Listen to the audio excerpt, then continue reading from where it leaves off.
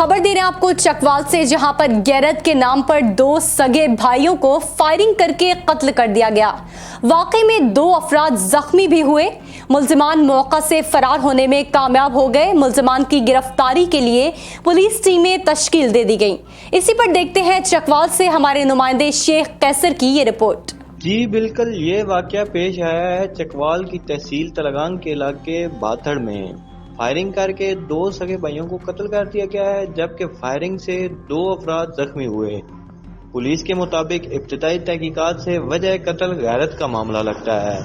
ताहम दीगर पहलुओं पर भी तफ्तीश का अमल जारी है।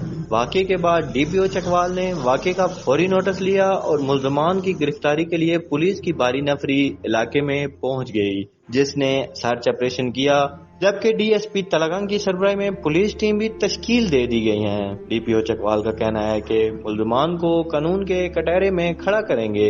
एम कैसर शेख, DNN न्यूज़ चकवाल।